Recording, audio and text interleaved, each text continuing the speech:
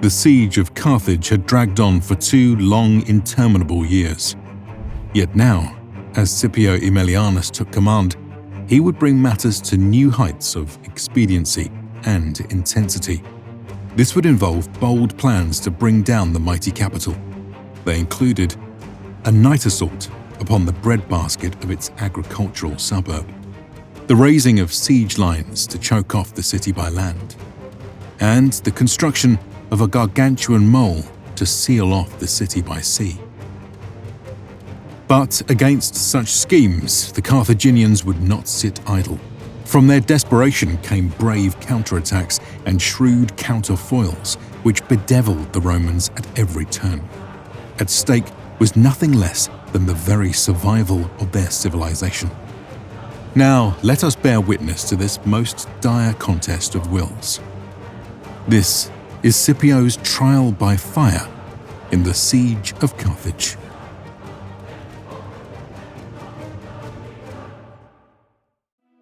Working on these documentaries is an absolute blast, but it does take a toll on my body as I spend, long weeks hunched over, reading, writing, editing, producing art, and the like. So for a long time I've been trying to upgrade my desk. Thankfully, today's sponsor FlexiSpot offers a range of ergonomic desks and chairs. Their website has a ton of options in all kinds of shapes and sizes, which can be dialed in to fit your exact needs. Compared to competitors, I found that FlexiSpot offers a more customizable but affordable experience, which in the end meant I went with an Easy 7 Pro. Once I got the delivery, it was a really simple build that could be completed in under an hour. The parts, tools, and instructions were all top tier. This included some very handy attachments such as an under-the-table control system and cable management tray. Once installed, I could appreciate the desk immediately for its elegance, sturdiness, and versatility. The oak veneer chipboard is beautiful. The weight capacity goes up to an impressive 440 pounds, the C-frame is super stable, and the movement is buttery smooth. Even small touches like the automatic clash detection showed that the FlexiSpot team knows what they're doing.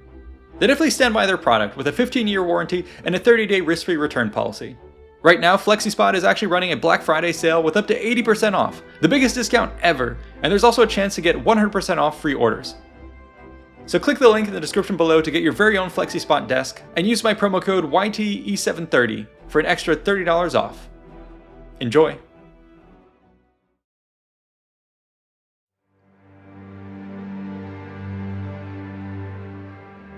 Scipio Aemelianus was eager to make a name for himself as the man who finally tamed Carthage. Thus, as a newly elected consul with but 1 year's imperium, he set out a bold plan to take the city. Where others had tried and failed on multiple attempts, he would succeed by targeting the Megara district with a dual-pronged night assault. The operation began just after the sun had set. In the dark, huddled masses wrapped themselves for warmth and for concealment as officers conferred with their guides on the routes to be taken. Scipio's 1st Division set off on a sweeping maneuver meant to begin wrapping around the suburb's opposite side. Shortly after these had departed, a 2nd Division advanced directly against the main walls. Armed with axes, ladders, and crowbars, these assault forces crossed the roughly 3 kilometers to the enemy position. For a time, they remained obscured by the night. Inevitably, however, the watchman upon the walls spotted them, raising an alarm. Yet this was anticipated by Scipio, who had a clever ploy at the ready. In response to the enemy's shouts, he had his own troops directly ahead of them respond with their own cries. This confirmed to the foe that an assault was indeed underway. Next, however, came a 2nd chorus of shouts raised by the troops which had been flanking the position. The effect of their positioning was such that it sounded as though the Romans were attacking from both sides. The enemy was inside the walls. Understandably, this unleashed terror upon the defenders. Panicked Carthaginians scattered into the night, attempting to raise the alarm and rally at the next line of fortifications. Phase 1 was accomplished. Now the legions attempted to actually breach the walls. However, this proved difficult in the dark. Despite trying his utmost to scale the fortifications, Phase 2 was failing. Thankfully, a deserted tower was spotted near the position. Without skipping a beat, Scipio ordered the bravest of his men to seize the building and raise a makeshift bridge from its roof to the walls. As they did so, defenders began to rally, challenging the construction with their weapons. The Romans responded in kind with volleys of javelins. Eventually, the task was achieved, and the first troops now rushed over the chasm of night onto the enemy battlements. This squad quickly cleared the wall, rushed down the stairs, and opened a nearby gate. 4,000 Romans poured in. These fanned out to seize control of the foothold. Many bewildered Carthaginians were captured, while the panic was such that the rest abandoned the outer fortifications, making for the inner Bursa Hill Acropolis. It was a triumphant breakthrough. However, the same darkness which had granted the Romans victory now threatened to undo them. Appian reports, quote, "As the Megara was planted with gardens and was full of fruit-bearing trees divided off by low walls, hedges, and brambles, besides deep ditches full of water running in every direction, Scipio was fearful lest it should be impracticable and dangerous for the army to pursue the enemy through roads that they were unacquainted with, and lest they might fall into an ambush in the night. Accordingly, he withdrew." Such restraint was the mark of a true commander who knew the dangers of war. And so the tide of the Roman assault receded just as quickly as it had come.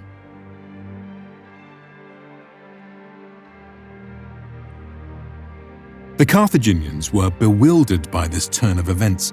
As morning came and revealed the immediate danger had passed, their fear now turned to anger. Hasdrubal in particular wished to exact some retribution for the attack and raise the morale of his troops. Thus Appian remarks, quote, "He took the Roman prisoners whom he held, brought them upon the walls in full sight of their comrades, and tore out their eyes, tongues, and tendons with iron hooks. Of some he lacerated the soles of the feet, he cut off the fingers of others, and some he flayed alive. All who survived these tortures he hurled from the top of the walls." He thus gave the Carthaginians to understand that there was no possibility of peace with the Romans, and sought to fire them with the conviction that their only safety was in fighting. Apparently, this hardline move drove a rift in the Punic ranks. Some yet held out hope that a deal might be struck, and some form of amnesty received. Hasdrubal's barbaric display dashed those plans, and so members of the Senate denounced him. In response, he had them arrested and killed. Thus did the city's protector become its tyrant. Carthage would go down fighting whether it wanted to or not. Such affairs suited Scipio. He now torched the enemy's abandoned outer camp and set about sealing in the tomb of Carthage. This involved the construction of a massive siege line across the 4.5-kilometer wide isthmus. For 20 days, the legions toiled, cutting trees, digging ditches, erecting towers, building walls, and laying out entrapments. The end result was a formidable feat of military engineering. It consisted of two major trench lines, one which faced Carthage and the other the mainland. The interior space was then bisected by two perpendicular trenches. Along each of these was raised a palisade, along with rows of spiked barricades. The side facing Carthage was further reinforced by a wall 3 meters tall and 1 meter thick. Studded along its almost 5-kilometer length were parapets and towers. At the very center of the line, Scipio ordered the construction of an observation post. Here, the engineers first built a sturdy tower of earth and stone, roughly 6 meters tall. On top of this, they raised a second wooden tower reaching up an additional 12 meters.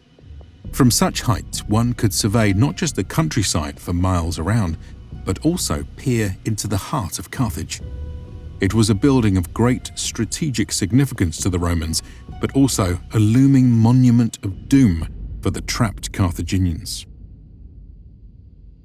The completion of the siege works had an immediate impact on Punic logistics. No longer could they send out foragers into the countryside or receive overland convoys of goods. Now, it was exclusively by sea that the city was fed. For a population of at least 500,000 souls, the demands were intense. Some relief could be gained from fishermen and merchantmen. Rome's naval blockade, after all, was imperfect on account of the dangerous reefs and their ability to anchor too close to the walls of the city. Thus, when the wind blew just right, Carthaginian ships could run the Roman gauntlet. But such opportunities were rare, and what meager supplies trickled through, Hasdrubal claimed for his 30,000 soldiers. The people of Carthage were left to fend for themselves.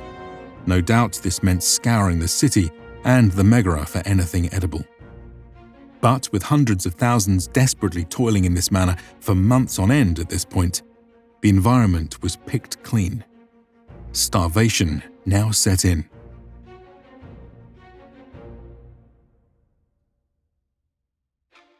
Perceiving this from the observation tower, Scipio decided to turn up the pressure. Why wait for the city to slowly starve when elections were around the corner and another might swoop in to claim his prize? Carthage must now also be choked off by sea. To this end, he planned to build out a grand mole of stone that would seal Carthage's harbour. Work began along the southern tongue of land which had previously seen direct Roman assaults fail. While no attacks were planned, the area was nonetheless reinforced with cover for the labourers. Thus protected, they began staging materials and laying the 32-metre-wide foundations for a sea wall whose sloping base would eventually support an 8-metre-wide top.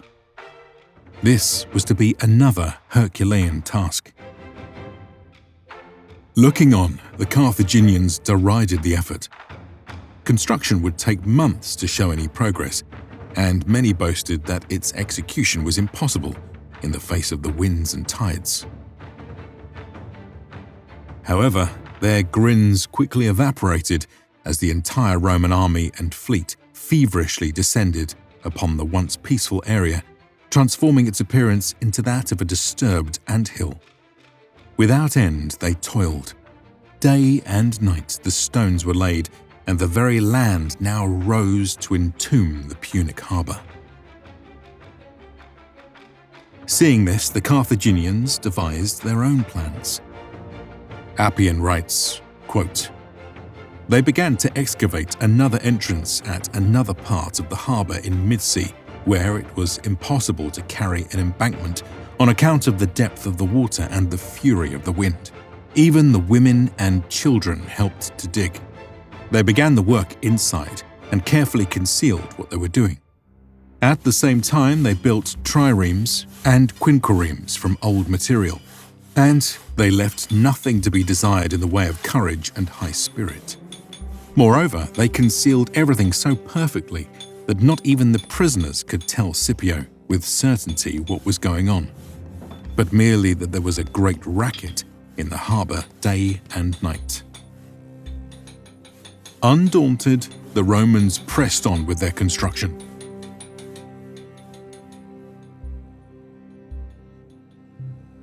When the moment was right, Carthage sprung its trap. At dawn, the last portion of the harbour wall was torn down.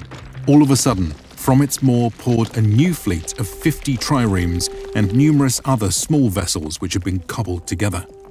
These now flowed out to the open sea in full view of the Romans. The effect was dazzling and totally unexpected. Our sources claim that in that very moment, had Carthage plunged upon the attacker's position, it would have been routed and the entire enemy fleet captured.